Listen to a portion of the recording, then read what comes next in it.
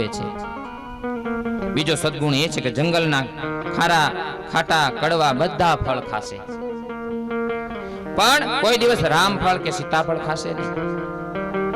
આમ વાનરોમાં જીવનમાં સંયમ હોય છે. જેના જીવનમાં ભક્તિનો કોઈ નિયમ નથી એ પશુ કરતા પણ હલકો છે. ઇન્દ્રિયોના સંયમ અને ભક્તિનો નિયમ જે રાખે એને યમરાજા પણ સજા કરતા નથી. યશોદાજીએ દૂધ ઉતાર્યું ને અગ્નિ શાંત કરીને ફરીથી ચૂલા ઉપર દૂધ રાખ્યું છે. યશોદા મૈયા કન્યા પાસે આવે છે અને જુએ છે તો ગોળી ફૂટેલી છે, બધું દહીં ઢોળાઈ ગયું છે અને કન્યાને દેખાતો નથી. માને આશ્ચર્ય થયું છે કે કનૈયો ક્યાં છે. કનૈયો ખાંડણિયા ઉપર ચડીને માખણ ઉતારીને બાલ મિત્રોને ખવડાવે છે, વાનરોને ખવડાવે છે. માને દુઃખ થયું કે મારા કનૈયાને ચોરી કરવાની આદત પડી ગઈ છે. ગોપીઓ કહેતી હતી કે વાત સાચી છે, તેને જોઈને એટલું માખણ આપવા હું તૈયાર છું. મેં એને કોઈ દિવસ ના પાડ્યું નથી. એના મિત્રો માગે તો એમને પણ માખણ આપવા હું તૈયાર છું. ઘરમાં ઘણું માખણ પડ્યું છે, પણ આને ચોરી કરવાની આદત પડી ગઈ છે. આજે તો હું એને પકડીશ. જે ખાંડણીયા ઉપર ઉભો રહે છે ને તે કનૈયો ચોરી કરે છે, તેની સાથે હું તેને બધીશ. આજે યશોદાજી માં ક્રોધે આવ્યા છે ને હાથમાં લાકડી લઈને આવે છે ને એના બાલ મિત્રોને જોઈને કનૈયા કનૈયા એ કનૈયા તારી માં આવે છે, ઝડપથી ભાગી જા એવી બૂમ પાડીને કનૈયાએ બૂમ સાંભળીને તરત કૂદકો માર્યો છે અને બહાર દોડવા માંડ્યો છે. યશોદાજી પણ કનૈયા પાછળ લાકડી લઈને દોડે છે. તું ક્યાં જઈશ? આજે તો હું તને બરાબરની સજા કરીશ. તું ભાગીને કેટલે જાય? ક્યાં જાય તું? કનૈયાને પકડવા યશોદાજી દોડે છે. દોટ કાઢી છે. કૃષ્ણ હાથમાં આવતાની સાથે માતાજી દોડતા થાકી ગયા છે. કૃષ્ણ હાથમાં આવતા નથી. શ્રીધર યશોદાજી દોડતી વખતે કૃષ્ણના ચરણમાં મુખારવિંદમાં નજર રાખતા નથી. કનૈયાની પીઠમાં નજર રાખે છે. કનૈયાની પીઠમાં નજર રાખીને દોડે. એના હાથમાં કનૈયો આવતો નથી.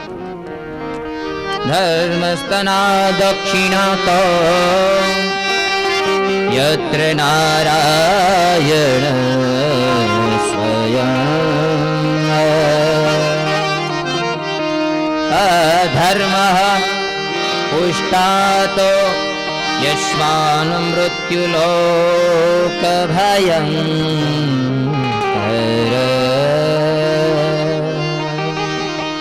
તૃતીય સ્કંદમાં કહ્યું કે કૃષ્ણની પીઠમાં અધર્મ ઉત્પન્ન થયો છે, એટલે એને પકડાતો નથી. પકડી શકાય નહીં. ભક્તિમાં અધર્મ આવે ને તો ભક્તિ બગડે છે.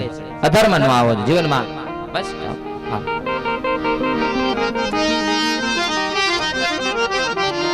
યશોદાજી કનૈયાને પકડી શકતા નથી, કારણ કે ભક્તિ અધર્મ તરફ દોડે છે.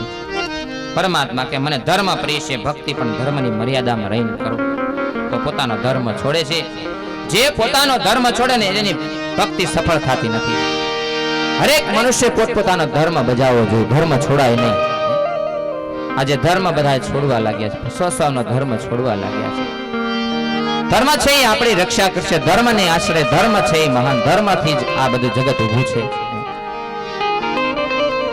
ધાર્મિકતા ઓછી થતી જઈ રહી છે. કળિયુગના પ્રભાવ છે. બ્રાહ્મણ સંધ્યા છોડી કૃષ્ણ સેવા કરવા જાય તો પ્રભુ તેમની સેવા ગ્રહણ કરતા નથી. ધર્મમાં પતિદેવ માંદા છે. ઘરમાં પતિદેવ માંદા હોય ને પતિએ કહ્યું આજે મારી તબિયત સારી નથી માટે મંદિરે જશો નહીં. પત્ની દુરાગ્રહ હતી એટલે પતિની આજ્ઞા વગર મંદિરમાં દર્શન કરવા ગઈ. શું આવી સ્ત્રીને ભક્તિ ફળશે? નહીં. તમારા ઘરનો પતિ છે ને પરમેશ્વર છે. એ બીમાર હોય, આજા માંદો હોય, એની સેવા કરો, ચાકરી કરો. એમાંથી તમે નિવૃત્ત સમય મળે તો તમ તારે મંદિરે જવાય. મંદિરે જવાની ના નથી, પણ પેલો પતિ પરમેશ્વર છે. એની આપણે સેવા મૂકીને પછી બહાર દોડીએ છીએ તો એનો અર્થ શું છે?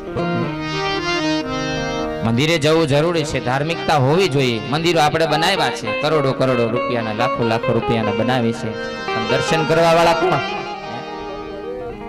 ગામડે ગામડે આ પોઝિશન છે. તમે વિચાર કરો. કરોડો લાખો રૂપિયાના મંદિરો બનાવીએ છીએ. પાછળ શું? ધાર્મિકતા ઓછી થતી જઈ રહી છે જીવનમાં. અને આ બધું તમે વિચાર કરો. આટલા બધા તડકા પડતા હતા તો આટલી ગરમી. તમે વિચાર કરો. આવો સમય આવો ક્યારે વરસાદ પડવા મળે. કાલે તો એ જોયું ને આપણે, રામા મંડળ હતું ને થોડોક વરસાદ આવ્યો. ભગવાને લાજ રાખીને આપણું બધું કાર્ય સફળ થયું. અહીંયા સુધી વરસાદ આવી ગયો તો કણકોટ આ બાજુ. એટલે હવે બહુ આ સમય ધીમે ધીમે આવો એ વિકટ આવતો જશે. બહુ પાપ વધવા લાગ્યું છે ધરતી ઉપર. પાપનો વજન લાગે છે, મનુષ્યનો વજન નથી લાગતો ધરતીને. પોતાના ધર્મ જે છોડે છે તે ભક્તિ સફળ થતી નથી. પ્રભુ કે મને ધર્મ ખૂબ પ્રિય છે. પરમાત્માની ભક્તિ પણ ધર્મની એક એક મર્યાદા પાળીને કરવી જોઈએ. ધર્મની એક મહાત્મા કે મને આનું કારણ જુદું લાગે છે. યશોદાજી હાથમાં લાકડી લઈને દોડે ને, એ હાથમાં લાકડી રાખીને દોડે, એ કનૈયાને પકડી શકશે નહીં. કનૈયાને પકડવો હોય ને તો લાકડી ફેંકીને દોડો. લાકડી એટલે અભિમાન. અભિમાન છે ને એ લાકડી છે. લાકડીના હાથમાં રાખીને કોઈ ગમે એટલું દોડે ને કનૈયો એના હાથમાં આવે નહીં. અભિમાન છોડીને ભગવાનની પાછળ દોડો તો કનૈયો કહે છે કે જ્યારે જ્યારે તમે મારા દર્શન કરવા આવો ને ત્યારે હું પણ અભિમાન છોડીને આવું છું. અભિમાન છોડીને આવો તમે પણ. શ્રી વલ્લભાચાર્યજી મહારાજ કહે છે કે ભક્તિ અભિમાનથી પરમાત્માને પકડવા જાય ને તો પરમાત્મા પકડાતા નથી. કેટલાક લોકો ભક્તિ કરે પણ ધર્મ બરાબર પાળતા નથી. એવું માને છે કે અમે ભક્તિ અને સેવા કરીએ છીએ એટલે અમારે ધર્મ પાળવાની જરૂર નથી. તમે ભક્તિ ધર્મ કરો એ સારું, પણ ધર્મ છોડશો નહીં. ધર્મ છોડે ને તો ભક્તિ સફળ થતી નથી. ભાગવતમાં જણાવ્યું છે કે જેને દેહભાન છે તેને ધર્મની જરૂર છે. જે દેહાતી દશામાં છે, જેને દેહનું ભાન નથી, એના માટે કોઈ ધર્મ નથી. યશોદામાં દોડતા દોડતા ગયા છે. યશોદાજી ચીડાયા છે, કનૈયાના હાથમાં આવતો નથી. આથી રસ્તાઓમાં બેસી જાય છે, લાકડીને ફેંકી દે છે. અને કનૈયાને આટલું જોઈતું હતું કે માં લાકડી ફેંકી દે. માં લાકડી ફેંકી દે એટલે માના હાથમાં જાઓ. લાકડી રૂપ અભિમાન ફેંકી દે ને યશોદાને લાકડી ફેંકી દીધી એટલે કનૈયો ઉભો રહી ગયો અને માની સામે દોડતો આવ્યો. યશોદાજી કનૈયાને સન્મુખ જુએ છે એટલે કનૈયાએ પકડાય. કનૈયાનું મુખ જોઈને દોડે તો કનૈયો પકડાય, કારણ કે કનૈયાના મુખમાં ધર્મ છે. ધર્મ છે ભગવાનના મુખમાં. યશોદાજી લાકડી ફેંકી એટલે કનૈયાને ખાતરી થઈ કે હવે માં મને મારશે નહીં. તેથી કનૈયા પાસે આવે છે. યશોદાજી કહે હવે કેવો પાસે આવ્યો? કનૈયો કે માં એવું નથી, તારું અભિમાન ઉતરી ગયું ને તેથી હું તારી પાસે આવ્યો છું. કનૈયો માની નજીક જાય છે. યશોદાજી એને પકડી લે છે. કનૈયા તું બહુ તોફાન કરે, આજે હું તને સજા કરીશ. કનૈયાએ કહ્યું માં ફરીથી આવું કોઈ દિવસ હવે હું નહીં કરું. આજે મને છોડી દે. યશોદાજી કે જે ખાંડણીયા ઉપર ચડીને તે ચોરી કરીને એ જ ખાંડણીયા સાથે આજે તને બાંધવો છે. યશોદાજી કનૈયાને ઘેર લઈ ગયા અને બાંધવાની તૈયારી કરી. બધા બાળ મિત્રો આવે છે, બધા દુઃખી થયા. મંડળનો અધ્યક્ષ આજે પકડાણો છે. મંડળનો અધ્યક્ષ પકડાઈ ગયો એટલે બધું મંડળ રડવા લાગ્યું. બધા બાળકો યશોદાજીને વંદન કરે અને સમજાવે છે કે માં કેટલાય કનૈયાએ ચોરી અમારા માટે કરી છે, આજે ઘરમાં ખાવાનું કાંઈ મળ્યું નથી. એટલે કનૈયાની પાછળ અમે પડેલા કે અમને ભૂખ લાગી છે, એટલે કનૈયાએ અમારા માટે ચોરી કરી છે. કનૈયો એના માટે નથી ચોરી કરતો માં, કનૈયો અમારા માટે ચોરી કરે છે. માખણની તમારે સજા કરવી હોય તો અમને કરો, તેને નહીં બાંધતા, અમને બાંધી લો. કનૈયાએ માખણ ખાધું ને એને તો અમને ખવડાવ્યું. માં કનૈયાને છોડી દો. યશોદાજીને થાય છે કનૈયા ઉપર આ બાળકો કેટલો પ્રેમ છે. યશોદાજીને ક્રોધમાં છે. બાળકો ધમકાવીને કાઢી મૂકે. યશોદામાં કોઈ દિવસ બાળકોને એવું કહ્યું નથી કે ઘરે જાઓ.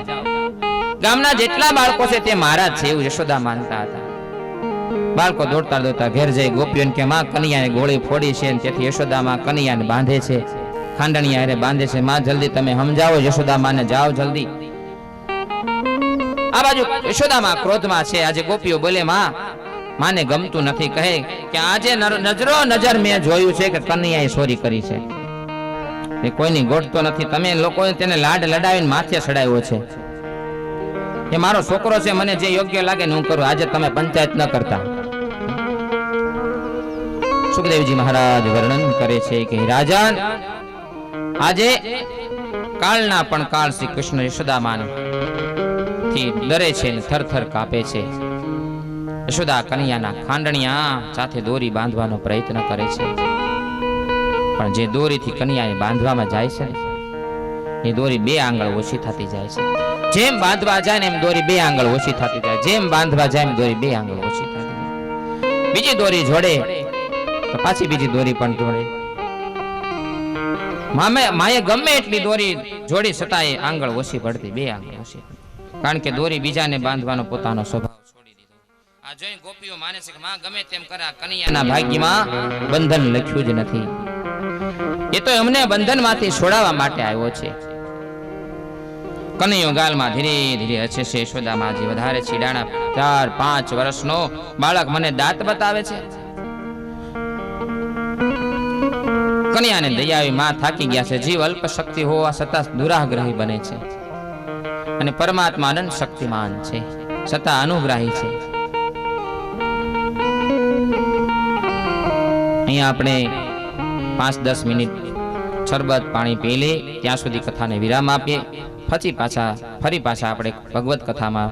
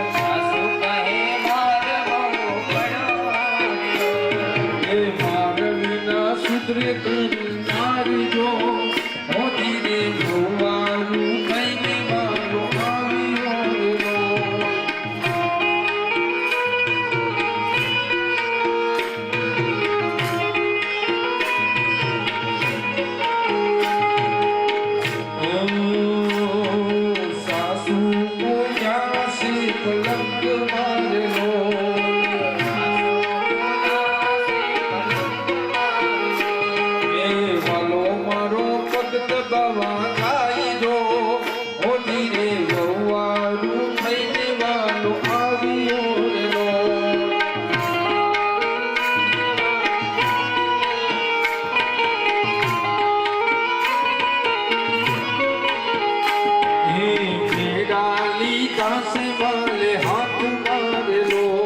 બાંધે છે.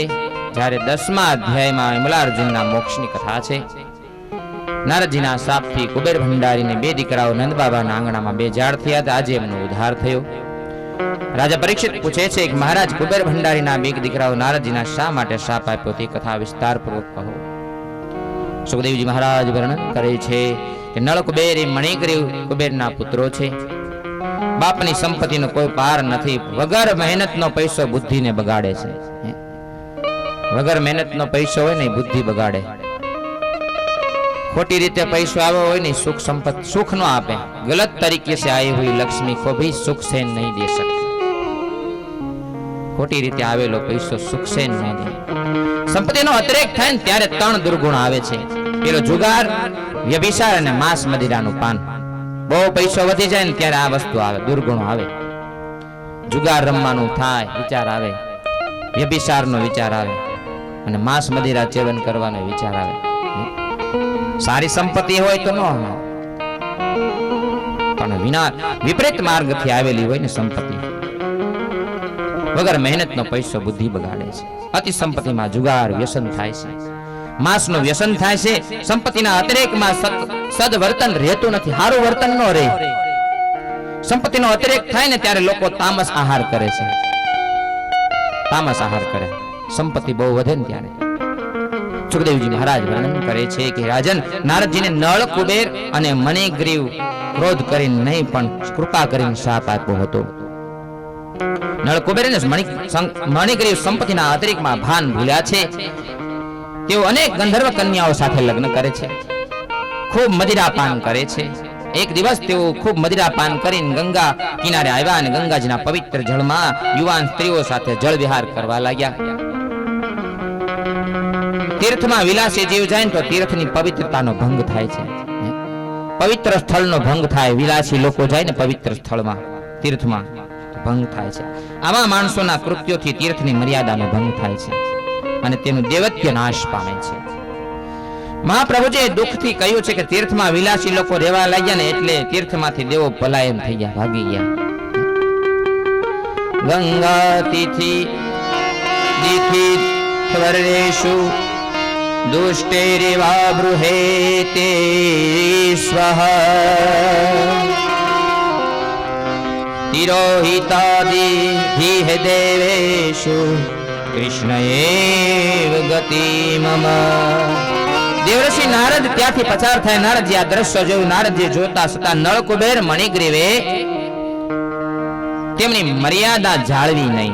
त्यारे नारदजीने खूब दुख थयुं छे कि केवुं सुंदर भगवाने शरीर मेळव्युं छे छतां केवो दुरुपयोग करे छे शरीरनो. विचार तो करो.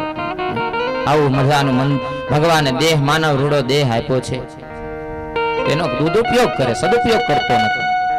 मानव शरीर परमात्मानी सेवा करवा माटे मळ्युं छे. कोई आवा सदकार्य होय, धार्मिक कार्य होय एना माटे भगवाने आप्युं छे मानव देह के कांईक सारा काम करी लेवुं.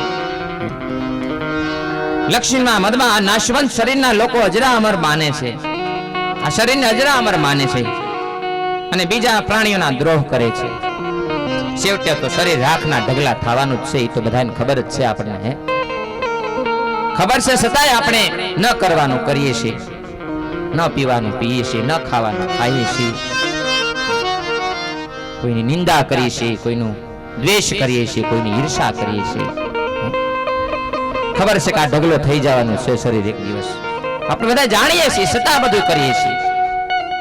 કોઈ નથી જાણતા એવું નથી, બધાય જાણે છે. આ મનુષ્ય ભૂલી જાય છે, આ જીવ જાણતો નથી કે આ શરીર ઉપર કોનો હક છે. વ્યક્તિ કહે છે કે મારા શરીરનો માલિક હું છું, મારે તેની કાળજી લેવી પડે છે. માતાજી કહે આને મારા ઉદરમાંથી પાળી પોષીને મોટું કર્યું છે, તેથી હું હકદાર છું. પિતા હું કે